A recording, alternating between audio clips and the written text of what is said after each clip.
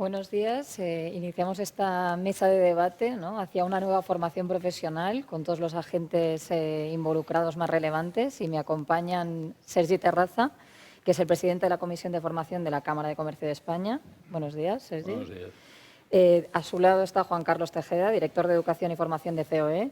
Juan Carlos. Buenos días, Buenos María. días. Juan Carlos Morales, asesor técnico de la Secretaría de Formación de UGT.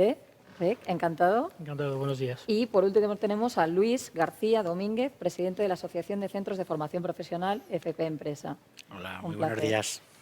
Bueno, yo, aprovechando que hemos tenido aquí a nuestra secretaria general de Formación Profesional, nos ha contado, tenemos un nuevo proyecto de ley aprobado ya en Consejo de Ministros. Creo que es muy ilusionante, es una nueva etapa.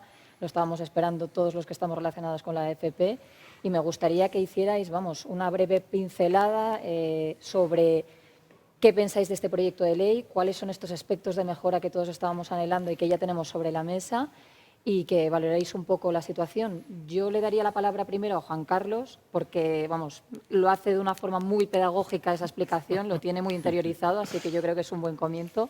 Juan Carlos, por favor. Muchas gracias, María. Bueno, lo primero, encantado de estar nuevamente en este 7º foro de la Alianza de la FP Dual, que cada vez somos más. Vamos a tener que alquilar un estadio de fútbol para poder estar todos. Bueno, desde COE hemos valorado muy positivamente el trámite de esta ley en sí, por varias razones. Lo primero, porque recoge propuestas que históricamente desde el mundo empresarial veníamos haciendo a los diferentes gobiernos. Por ejemplo, pone a la empresa en el centro de la ley, y eso nos gusta mucho, creemos que va a ser clave de éxito. Incorpora a los interlocutores sociales a la gobernanza del sistema, es cierto que tenemos que trabajar un poco más sobre ello. Impulsa el carácter dual de la formación profesional, necesaria para reducir ese casi 40% de desempleo juvenil que tenemos en este país, o acerca los centros de formación a las empresas. Todo eso nos parece que ha sido muy positivo. Hay otras cuestiones de orden seguramente no tan de titular, pero que venimos pidiendo históricamente desde el mundo empresarial: las microformaciones acreditables para que los trabajadores o los jóvenes vayan haciendo sus propios itinerarios formativos individuales a lo largo de su vida. Eso es muy bueno, muy positivo. También el impulso a la orientación profesional o a la acreditación de competencias. 11 millones de trabajadores de este país no tienen ninguna competencia acreditada. Esperemos que con esta ley podamos reducir mucho este ratio que nos sitúa en una posición de desventaja con los países de nuestro entorno. Incorporar la innovación o el emprendimiento en la formación profesional, lo llevamos pidiendo desde COE de forma histórica. La internacionalización, acercar la FP al mundo universitario, por fin. Son dos vías, no son dos vías, una contraria o enfrentada a la otra, son dos vías complementarias, y yo creo que esta ley incide en ello, nos gusta. El bilingüismo, dobles titulaciones o colaboración público-privada. Nos ha parecido muy positivo que se haya incorporado en la ley. También se ha dicho en el transcurso de la mañana, hemos tenido una mesa de diálogo social liderada desde la Secretaría General de la Formación Profesional, sindicatos, patronales. Hemos trabajado muy a gusto, hemos aportado mucho, creemos que entre todos hemos enriquecido este proyecto de ley, y esperemos que ahora en el trámite parlamentario este buen entendimiento que hemos tenido entre las patronales y los sindicatos se traslade a los grupos parlamentarios. Es bueno que no haya habido enmiendas a la totalidad, eso nos parece que puede tener un trámite bastante positivo y de consenso para que esta sea una ley que permanezca en el tiempo. No obstante, hay algunas cuestiones que sí que nos gustaría, que tenemos que seguir incidiendo sobre ellas. Por ejemplo, esa gobernanza social, donde los agentes sociales vamos a estar en la gobernanza, tenemos que perfilar un poco más qué papel vamos a tener. Seguramente nosotros hemos hablado de una gobernanza ejecutiva, no queremos estar en las musas, queremos estar trabajando en el desarrollo y a la estrategia de la formación profesional. O también entendemos que la integración de la FP, esa integración que se basa, en la que se justifica esta ley, queremos que todavía siga habiendo dos FPs, la formación profesional, la acreditable y la que tiene el mundo del empleo. Hay que trabajar aún más para unir una con la otra, esa unificación. Bueno, y hay un tema que es el contrato para la formación, que también pensamos que tenemos que trabajar mucho más sobre ello. Nos gusta porque es una ley poco reglamentista, es una ley orgánica y es poco reglamentista. Requiere un desarrollo normativo que ahora más de 20 leyes, reales, decretos y órdenes va a haber que trabajar en ellos, y entre todos seguramente hagamos la letra pequeña de esta ley. no se nos olvide que la formación profesional tiene un ámbito competencial autonómico que también tenemos que ver cómo las comunidades autónomas la van a implementar, porque tendremos que hacer una buena ley, pero también, sin duda alguna, habrá que hacer un buen desarrollo por todo ello. Nos parece positivo también por la formación profesional dual. Mirad, es la primera ley que tiene 20 artículos, un título entero que habla de FP dual. Y eso nos parece muy positivo, que se ponga foco ya de una vez por todas en la dual y que se intente armonizar esos 17 modelos de FP dual que tenemos en este país, que muchas veces no es que sean diferentes, es que son contrarios. Y para las grandes empresas es muy difícil desarrollar esas FP duales en diferentes sitios. Es verdad que el modelo de dual, se habla de carácter dual de toda la formación profesional, ahí hemos hablado mucho, largo y tendido en la mesa de diálogo social. Al final va a haber dos formaciones profesionales, digamos, aunque es la misma, una FP general, otra intensiva, donde se hace una apuesta importante por el paso del joven por la empresa. Nos parece positivo. Nos sitúa a las cámaras, a las organizaciones empresariales, como organismos intermedios. Yo creo que podemos aportar mucho en todo ello. Y recoge esta ley propuestas que en el ámbito de la dual veníamos haciendo históricamente de las organizaciones empresariales y desde la propia alianza de la FP dual, como por ejemplo que el joven pueda pasar por varias empresas. Hay que recordar que España es un país de microempresas, o que haya tutores externos a las empresas. Eso nos parece muy positivo y nos parece que ahora habrá que hacer la letra pequeña, como decía, de esta ley. Hay alguna cuestión que deberíamos seguir trabajando, el contrato para la FP dual, el contrato dual o el contrato de aprendizaje. Sabemos que está siendo objeto de reforma en otras mesas de diálogo social que tiene abiertas el Gobierno. Pero mientras no se haga un contrato atractivo, flexible para las empresas, hemos pedido a la Administración que se mantenga la beca, se mantenga seguramente en un periodo mayor que la disposición transitoria incorpora de 3 años, o incluso que se mantenga beca y contrato, porque no sabemos cómo va a quedar el contrato. Y si el contrato no es atractivo para el empresario, la formación profesional intensiva no va a funcionar. En términos generales, es un reto, no es fácil esta ley de desarrollar, tenemos que apostar todos, arrimar el hombro para que esto funcione. Necesitamos, como ha dicho mi presidente en la inauguración, que funcione la formación profesional para reducir esos ratios tan tremendos de desempleo en este país. Y bueno, y el éxito seguramente contribuiremos todos, administraciones, centros de formación, empresas, familias, para que esto vaya adelante. Muy bien, Juan Carlos. Muchísimas gracias por esta exposición. Yo creo que perfecta, ha tocado todos los elementos, efectivamente. Se nota que ha entrado en las entrañas de la ley, se lo conoce muy bien. Yo pediría a Juan Carlos Morales que nos hagas tú también una exposición un poco de cómo veis vosotros también desde los sindicatos, ¿no?, este proyecto de ley. Efectivamente. Bien, Juan Carlos ha hecho un análisis bastante amplio y coincidíamos en muchas cosas, efectivamente, ¿no?, porque ha tocado los elementos que nosotros como organización sindical y como representante de los trabajadores pues nos parecen esenciales, ¿no? El tema del contrato, por supuesto, y un elemento muy importante como es que es todo lo que tiene que ver con la garantía de los derechos y aquí hemos hablado de calidad también, de la calidad de la formación que se va a dar y, por supuesto, de los siempre en beneficio de los intereses de todas las partes, pero lógicamente de los alumnos trabajadores, ¿no? Entonces, la valoración general de la ley es positiva.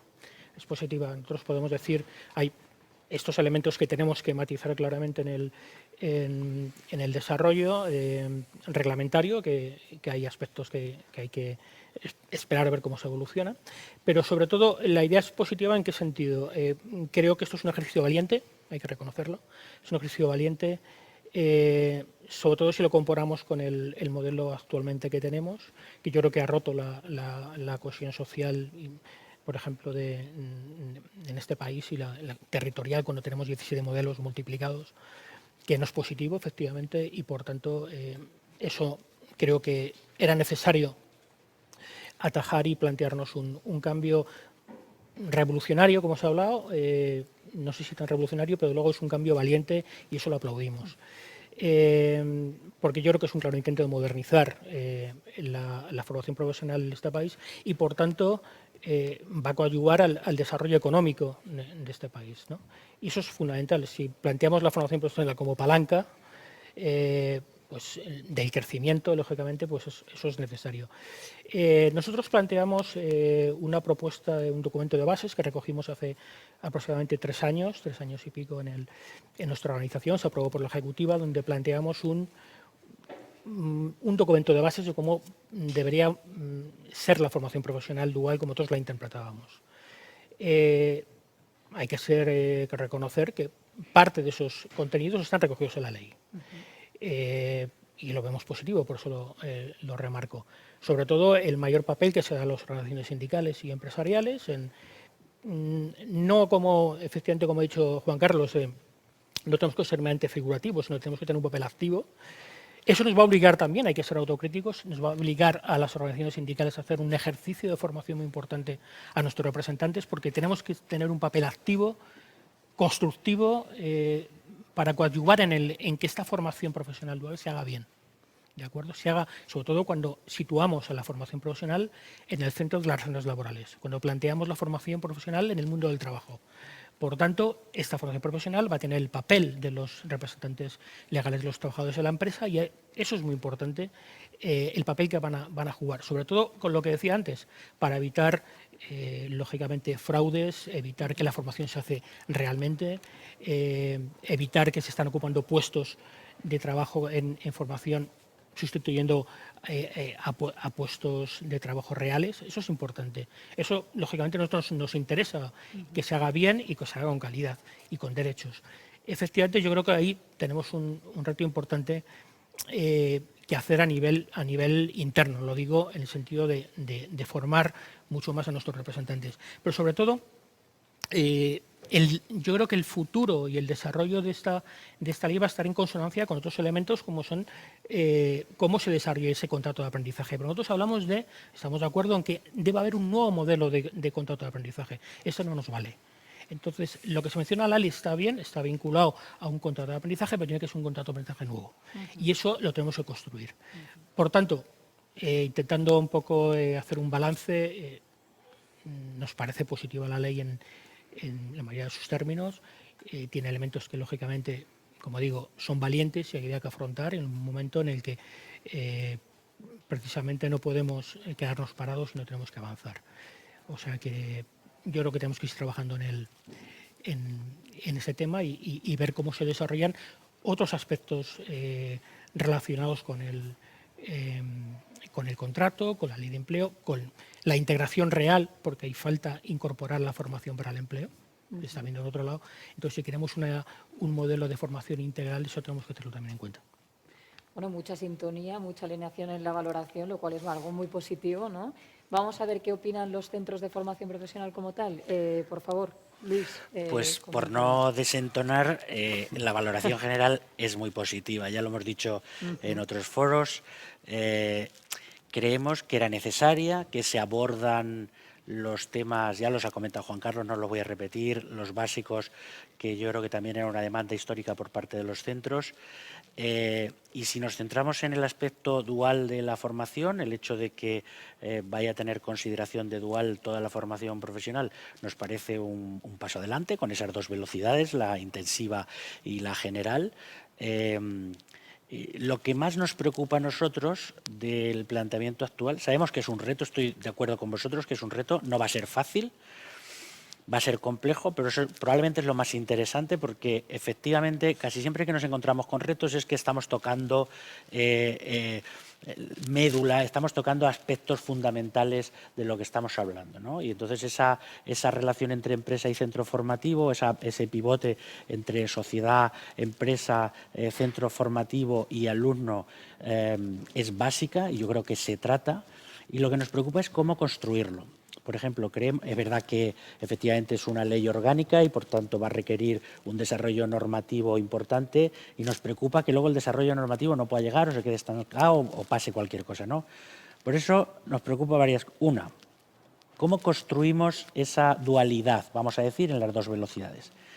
Y nos gustaría que la dualidad fuera aún más claramente alternativa entre la empresa y el centro de formación profesional. Es decir, que eso de alguna manera se pueda subrayar y se pueda reforzar. Por ejemplo, en el anteproyecto vimos una cosa que nos pareció maravillosa, dificilísima, pero maravillosa, que era, puesto que pasábamos a tener más formación en empresa, sustituyendo a la antigua CCT, a la formación en centro de trabajo, nos parecía un reto importantísimo que en el primer año ya hubiese unas prácticas, una formación, una estancia de la persona en formación en la empresa. Nos parecía interesantísimo y ahora como que se matiza de alguna manera, preferentemente, creemos que es muy importante y especialmente cuando hablamos de que muchas veces hablamos incluso del abandono y del fracaso en la básica y en el grado medio, y estoy hablando de esa formación, no de los certificados de profesionalidad, donde la gente es más madura, ¿no?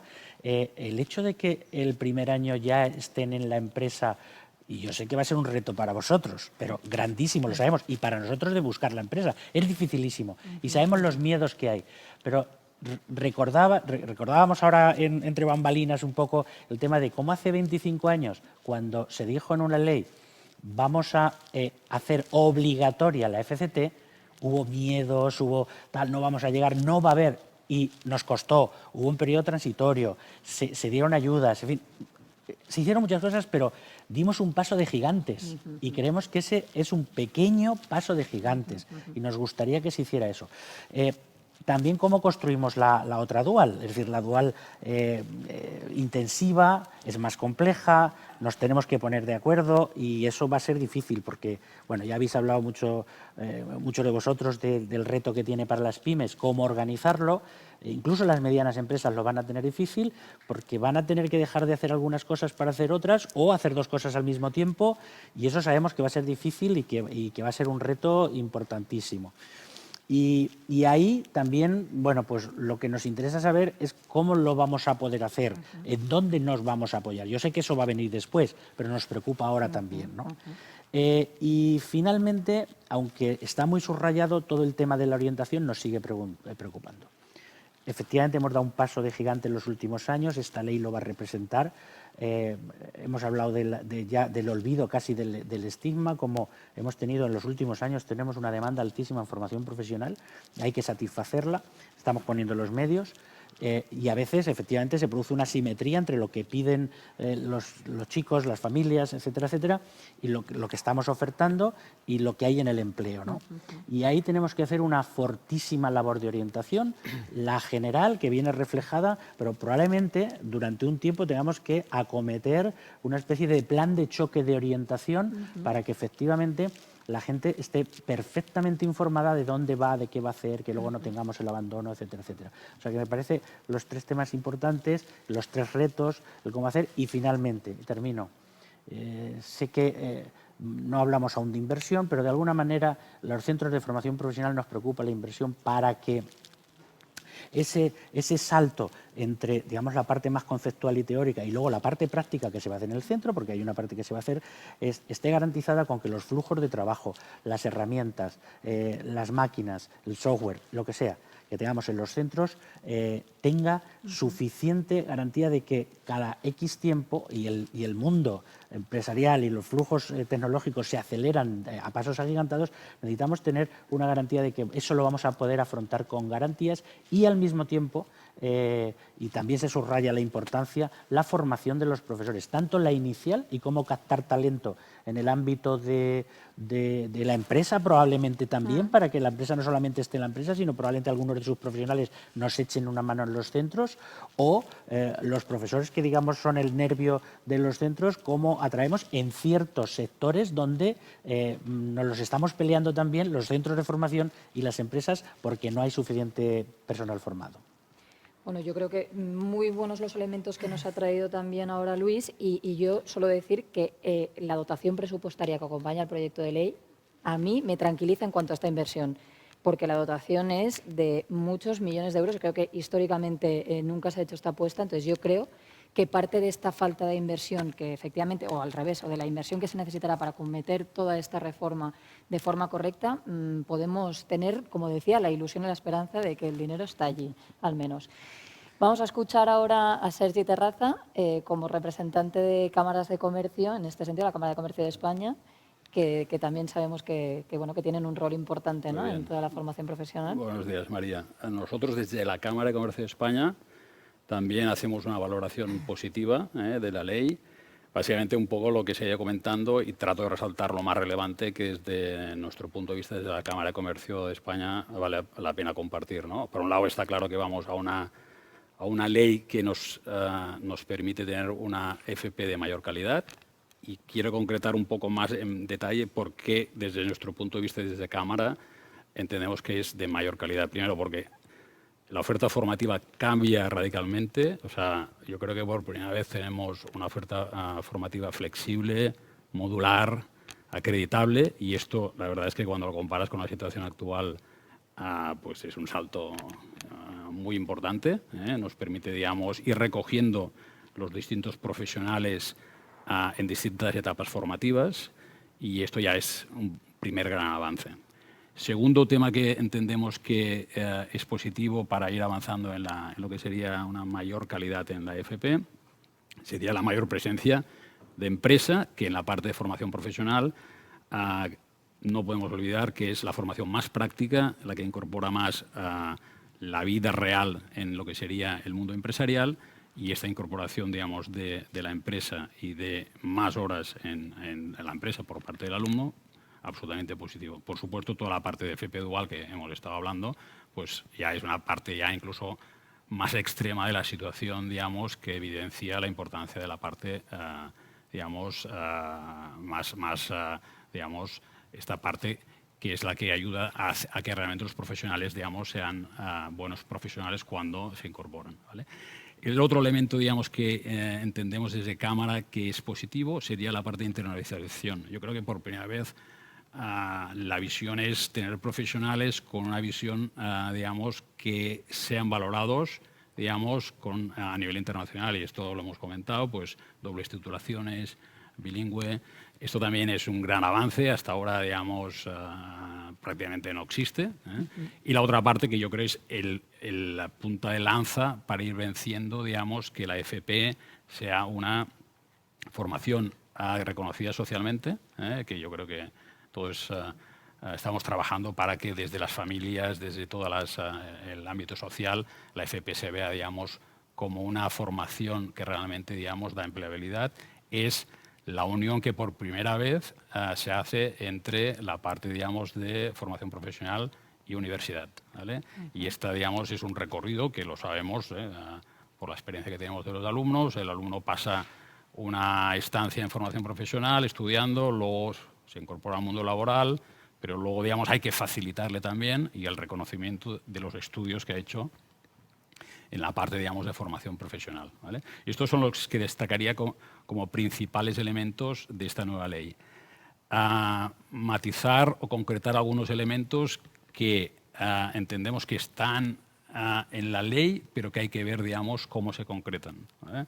Uno es, primero de todo, toda la parte, digamos, y se habla mucho, eso yo creo en esta sesión, la PYME. O sea, en estos momentos, para conseguir, digamos, esta involucración, esta parte práctica de las empresas, o hacemos algo entre todos, y se ha hablado de contratos, se ha hablado de cómo involucramos, vinculamos la PYME.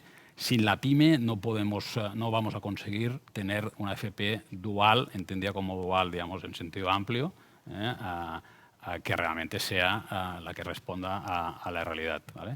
El otro elemento, y yo creo que se ha hablado y está incluido en la ley, hay que flexibilizar los requisitos del profesorado. Yo creo que ya lo recoge, ¿vale? Pero como bien entendida, digamos, la formación profesional práctica, necesitamos que tengamos profesores, digamos, en aula que vengan de la empresa, que vengan del sector, que puedan enseñar, digamos, a los alumnos realmente la realidad de la empresa, ¿vale? Y esto yo creo que está digamos, incluido, pero hay que ver exactamente en próximos desarrollos y reglamentos cómo se incluye, ¿vale?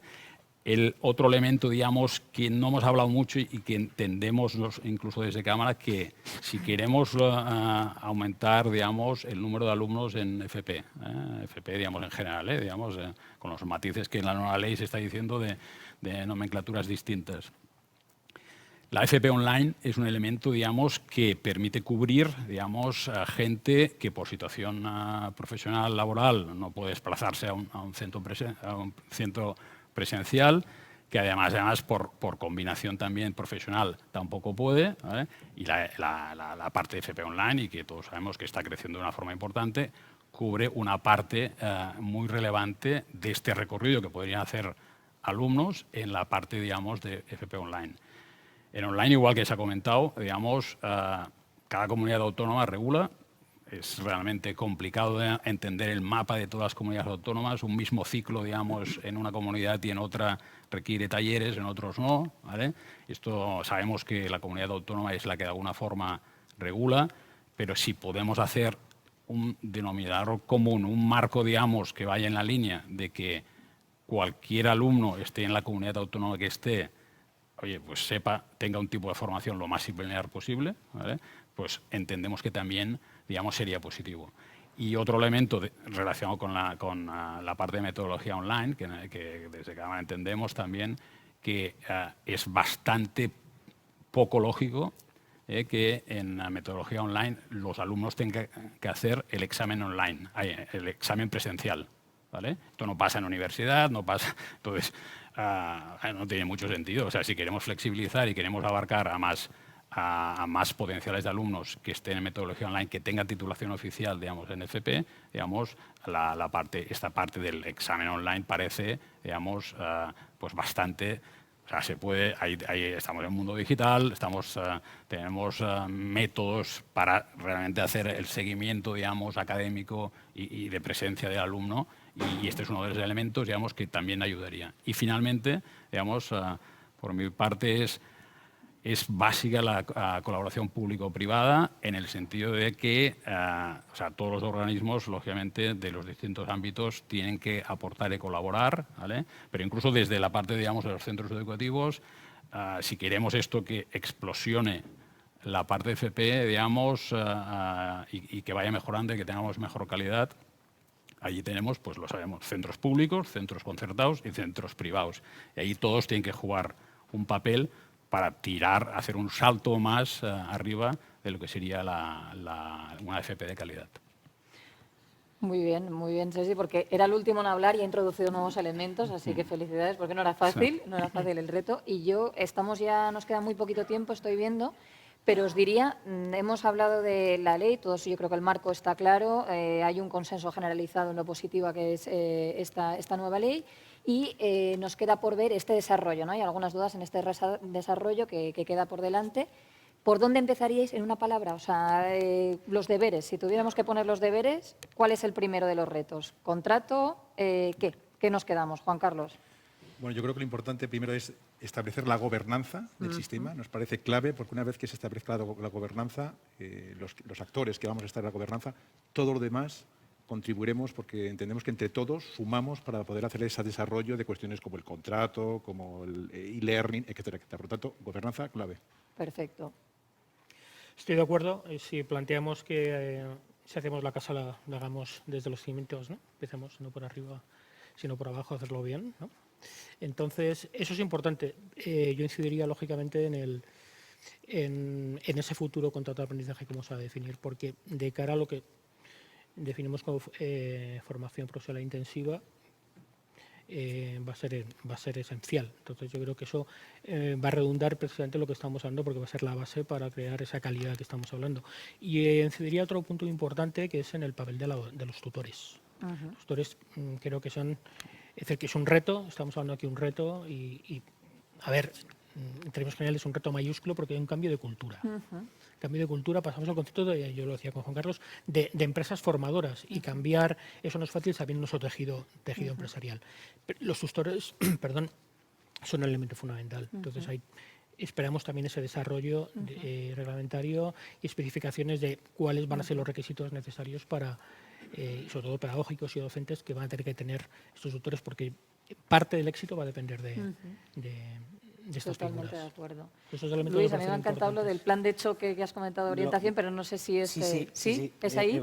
Yo creo que los dos aspectos que subrayé al final, uno, la orientación hasta ahora no ha funcionado, es decir, no ha funcionado como nos gustaría, claro que hay orientación, tenemos que mejorar la orientación y la tenemos que mejorar en todos los ámbitos y tenemos que hacer ese plan de choque de orientación que le permita al alumno, a la alumna decidir consecuentemente a dónde quiere ir y no solamente por una moda o un glamour, etcétera, etcétera, que eso lo vemos también, y también esa decisión que tienen de seguir la vía académica hacia la universidad o seguir la vía profesional hacia los distintos grados de formación profesional, pero también hacia la universidad si luego quieren, ¿no? Entonces me parece esencial que le tenemos que dar una vuelta muy importante. Y el segundo, vuelvo a incidir otra vez, en el tema del profesorado, es decir, la necesidad de redefinir qué hacemos, de dónde buscamos muchas veces esos profesores que van a dar materias completamente novedosas, pero que son esenciales para todos. Redefinir ese papel también. Hablábamos del tutor en la empresa, es decir, en la empresa muchos de los trabajadores se van a convertir en profesores, lo hablo por tanto en el sentido amplio, tanto el tutor y los formadores que están en la empresa como los formadores, los profesores que estamos en los centros, todo lo que tiene que ver con la formación, implementar y la atracción de talento hacia la formación profesional. Muy bien. Sergi, digitalización yo diría, porque has introducido la formación profesional online, no sé cuál... No, yo yo diría básicamente el reto que tenemos todos es en cómo involucramos a la PYME, ¿vale? Con todos los matices que hemos ido viendo, cómo la PYME se incorpora realmente en la FP y en la FP dual, en todos los ámbitos, y coincido, y el otro reto es cómo a nivel de profesorado conseguimos que, porque es clave esta parte, digamos, que el perfil del profesorado y la flexibilidad que tenemos de profesores, digamos, que vengan de la empresa, digamos, se incorpore. Y esto no es fácil decirlo, pero no es tan sencillo llevarlo a la práctica. Pues muy bien, muchísimas gracias. Yo creo que ha quedado todo muy claro y mucho consenso. Yo creo que nos vamos con más información, pero más contentos todavía. Muchísimas gracias. Gracias a vosotros.